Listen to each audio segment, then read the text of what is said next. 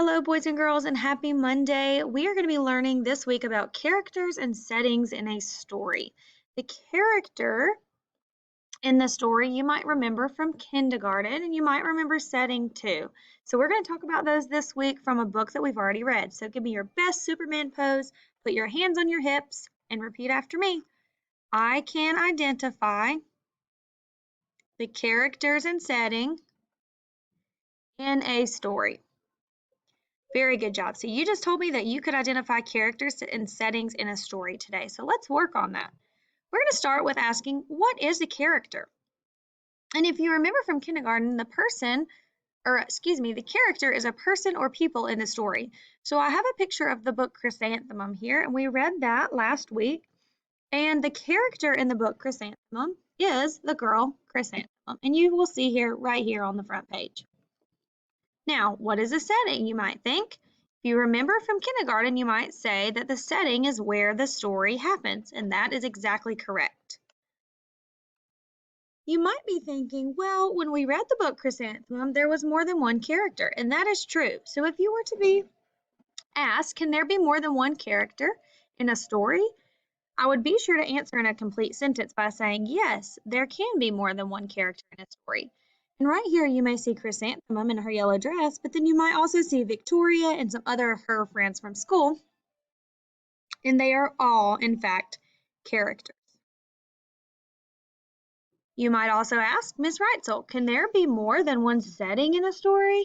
And if I answer in a complete sentence, I would say, yes, there can be more than one setting in a story. The picture here shows Chrysanthemum at home, which is a setting, and then the picture here shows Chrysanthemum at school, which is also a setting.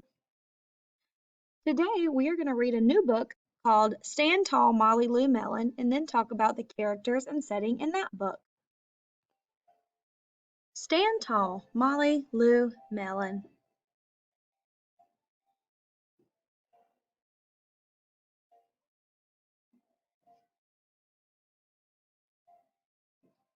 Molly Lou Mellon stood just taller than her dog, and she was the shortest girl in first grade. She didn't mind. Her grandma told her, "Walk as proudly as you can, and the world will look up to you."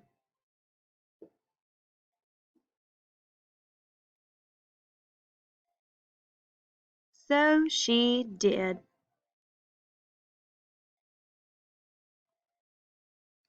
Molly Lou Mellon had buck teeth that stuck out so far she could stack pennies on them. She didn't mind. Her grandma had told her, "Smile big, and the world will smile right alongside you."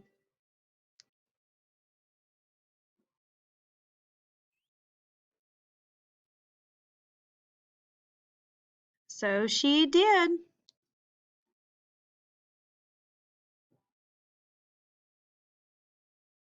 Molly Lou Mellon had the voice that sounded like a bullfrog being squeezed by a boa constrictor. She didn't mind. Her grandma had told her, "Sing out clear and strong, and the world will cry tears of joy."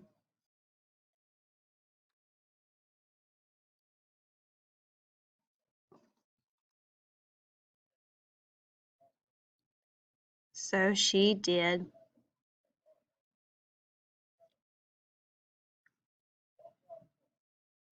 Molly Lou Mellon was often fumble-fingered. She didn't mind. Her grandma had told her, "Believe in yourself, and the world will believe in you too."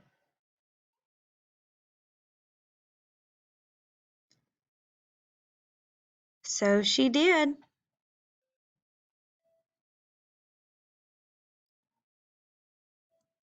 Then Molly Lou Mellon moved to a new town. She had to say goodbye to her grandma and all of her friends.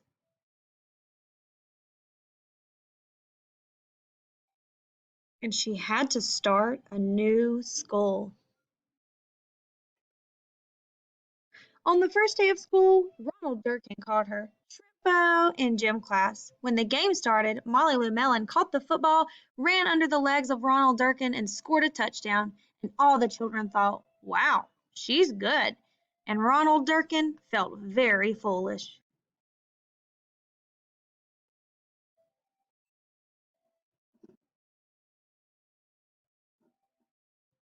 On the second day of school, Ronald Durkin called her Bucky-toothed beaver. Molly Lou Mellon took out her pennies, stacked 10 high on her teeth, and smiled as big as day. All the children smiled with glee, and Ronald Durkin felt very foolish.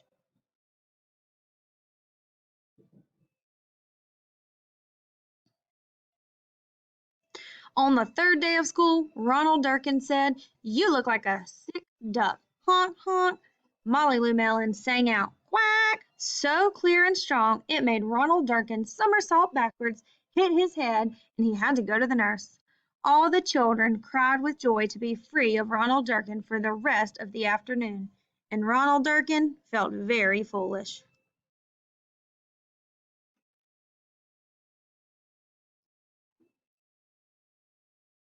On the fourth day of school, Ronald Durkin said she'd made the snowflake all wrong, but Molly Lou Mellon opened up her paper and revealed the most beautiful snowflake of all. All the children oohed and awed, even Ronald.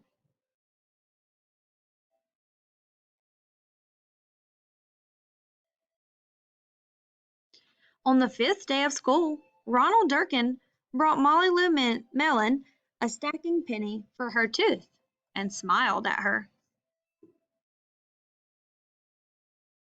That night, Molly Lou Mellon took out a pencil and wrote her grandma a letter. "Dear Grandma, I wanted to tell you that everything you told me was exactly right. Love, Molly Lou Mellon."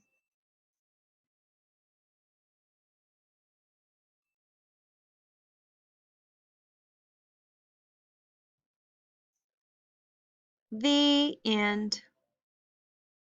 I hope you liked that story. It has always been one of my favorites. Now let's review by talking about the character and setting in Molly Lou Mellon. Who was the main character? It was Molly Lou Mellon. If you said that, you were correct. What was the setting in Molly Lou Mellon? If you said school, you are correct. And we could also talk about how earlier we said that there could be more than one character and more than one setting. Can you think of another character in the story, Molly Lou Mellon? If you said her grandma or Ronald Durkin or anyone at school, you were correct. And there is also other settings. Here she is in her living room, but during the story we know that she was also at school and in her bedroom. Now let's talk about your pathway for today. You are going to look at all the pictures you have on your slide and you are going to drag and drop them in the correct box. If the picture is a character, you're going to put it in this box. If the picture is a setting, you're going to place it in this box. You simply just grab the picture and drag it to the correct box, drop, and then do another one. Thank you for joining our lesson. I hope you understand and can identify the characters and settings in a story.